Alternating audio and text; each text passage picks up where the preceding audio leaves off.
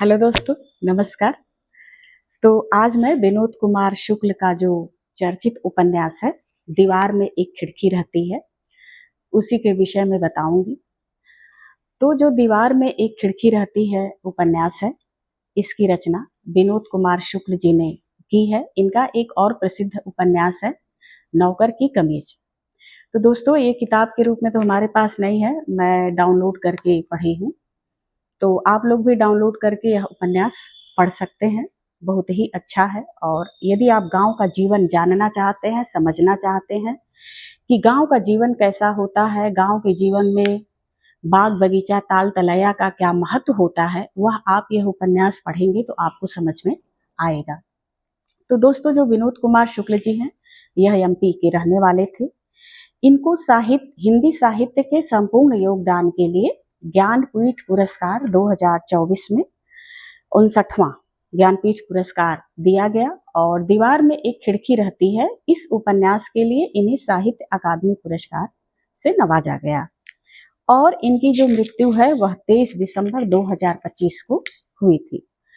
तो दीवार में एक खिड़की रहती है, यह एक कल्पनात्मक दुनिया है रघुवर प्रसाद और उनकी पत्नी सोनसी का।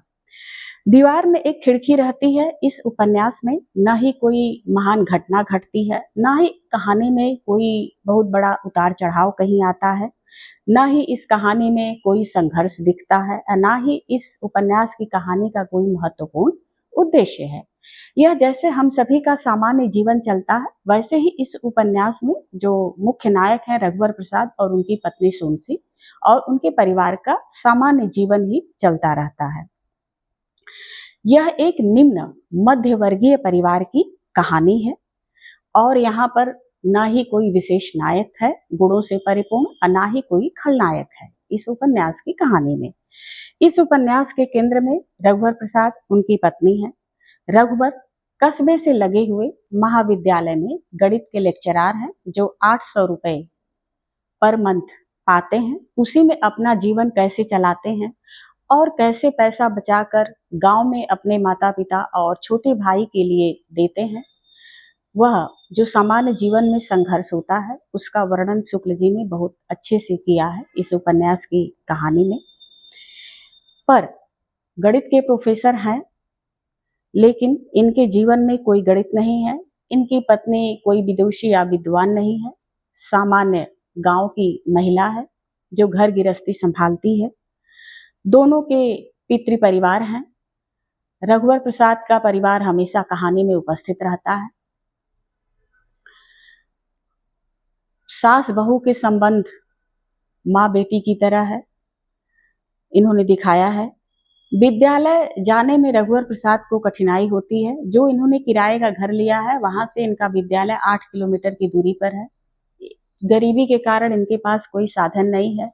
एक पुरानी साइकिल है जो गांव में इनके पिताजी के पास है।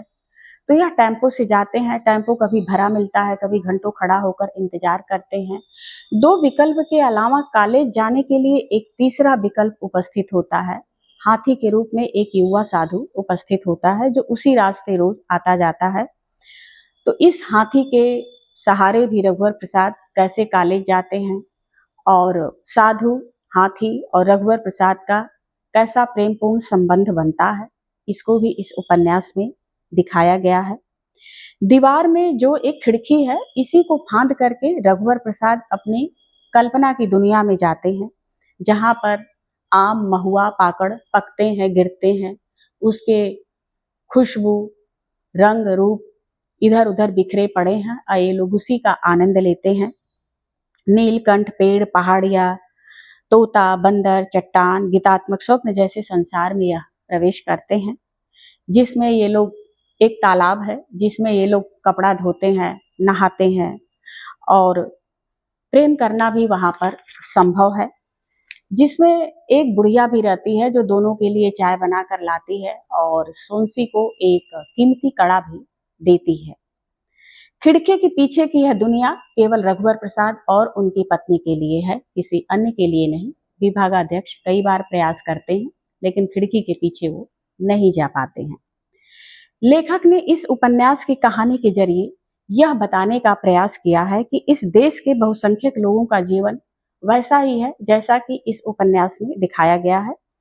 शुक्ल जी जीवन में गहरे बैठ करके दाम्पत्य जीवन, परिवार, आस पड़ोस के लोगों का प्रेमपूर्ण संबंध, व्यवहार, काम करने की जगह, पशु पक्षी, सूर्य चंद्र, रूप रंग रस गंध, सभी का वर्णन इस उपन्यास में बाखूबी और बहुत ही सुंदरता के साथ किया है। भाषा पर शुक्ल जी का अपने ढंग का अधिकार है।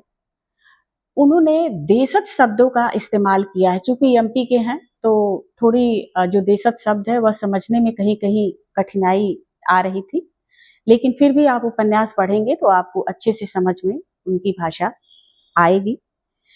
इनकी शैलियाँ भी कई जगह पर जगह और बोलने के हिसाब से इजाद इन्होंने की है, जिसमें रघुवर प्रसाद जब विभागाध्यक्ष या अन्य लोगों से बात करते हैं तो साहित्यिक खड़ी हिंदी में बोलते हैं, और दूसरी जब वह खुद से बात करते हैं तब उनकी भाषा शैली और होती है। तीसरी जब रघुवर और सोनची अपने एकांत में बैठते बोलते हैं, और चौथी जब रघुवर प्रसाद अपने परिवार के साथ बातचीत करते हैं। तो इस तरह से इनकी भाषा शैली है। भाषा पर पकड़ शुक्ल जी की मजबूत है और शैली जगह समय परिस्थिति के अनुसार बदलती है। तो यह उपन्यास दीवार में एक खिड़की रहती है दोस्तों, आपके पास अगर किताब नहीं है तो आप डाउनलोड करके अवश्य पढ़ें। यह अच्छी किताब है। किसी आप उम्मीद ये नहीं कर सकते हैं कि घटना में या उपन्यास में बहुत उछाल होगा या फिर कहानी बहुत ऊपर से नीचे आएगी, ऐसा कुछ नहीं है इस उपन्यास में। सामान्य गति से इस उपन्यास की कहानी चलती है और हम आप सभी इस कहानी से अपने आप को रिलेट कर पाएंगे। जो इस उपन्यास की कहानी चलती है, यदि आप गांव से जुड़े हैं, गांव के लोगों का रहन सहन जानते हैं, बाग बगीचा देखे हैं, ताल तलाया देखे हैं, तो आप अपने आप को बहुत अच्छे से रिलेट करेंगे इस उपन्यास की कहानी से। ठीक वैसे ही जैसे फणीश्वर नाथ रेणु का प्रसिद्ध उपन्यास है मैला आंचल, जिसमें गांव कस्बों की कहानियों को दिखाया गया है। तो यह उपन्यास दोस्तों आप अवश्य पढ़ें और लाइक सब्सक्राइब कमेंट जरूर करें। थैंक यू दोस्तों। आगे फिर आपसे मुलाकात होगी अगले वीडियो में।